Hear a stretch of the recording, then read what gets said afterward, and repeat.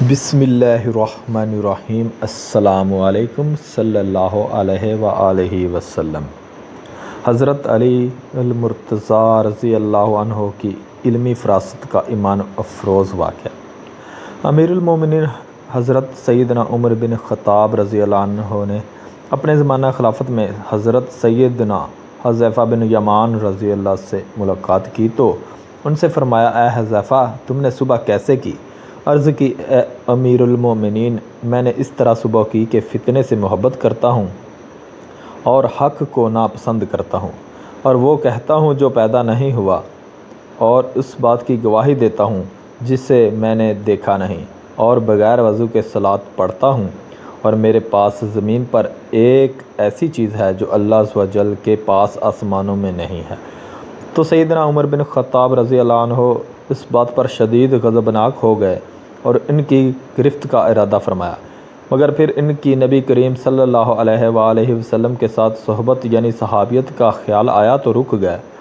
اسی اثنا میں باب علم حضرت سیدنا علی المرتضیٰ رضی اللہ عنہ وہاں سے گزرے تو آپ رضی اللہ نے سیدنا عمر بن خطاب رضی اللہ عنہ کے چہرے پر غضب کے آثار ملاحظہ فرمائے تو پوچھا، اے امیر المومنین، آپ کو کس بات نے غضبناک کیا؟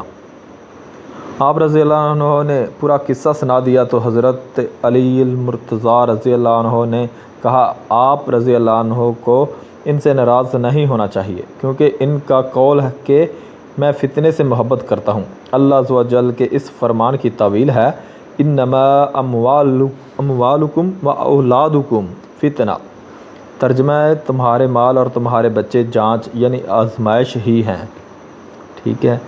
اور ان کے اس قول کہ میں حق کو ناپسند کرتا ہوں میں حق سے مراد موت ہے، جس سے کسی کو چارہ نہیں اور نہ کوئی اس سے بچ سکتا ہے، اور ان کے اس قول کہ وہ بات کہتا ہوں جو پیدا نہیں کی گئی سے مراد قرآن پاک ہے کہ یہ قرآن پڑھتے ہیں اور قرآن مخلوق نہیں، اور ان کے اس قول کے اس بات کی گواہی دیتا ہوں جسے میں نے دیکھا نہیں کا مطلب یہ ہے کہ اللہ عز و جل کی تصدیق کرتا ہوں حالانکہ اسے دیکھا نہیں، اور ان کے اس قول کے بغیر وضو صلاۃ پڑھتا ہوں کا مطلب یہ ہے کہ یہ رسول اکرم صلی اللہ علیہ وآلہ وسلم پر بغیر وضو کے درود پاک پڑھتے ہیں۔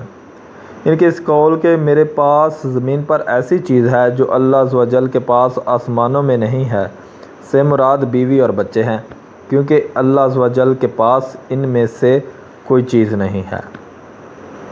حضرت عمر بن خطاب رضی اللہ عنہ نے فرمایا، اے ابو الحسن، اللہ آپ پر رحم فرمائے، اللہ تعالیٰ نے آپ کو کتنی ذہانت سے نوازا ہے، بے شک آپ نے میرا ایک بہت بڑا مسئلہ حل کر دیا۔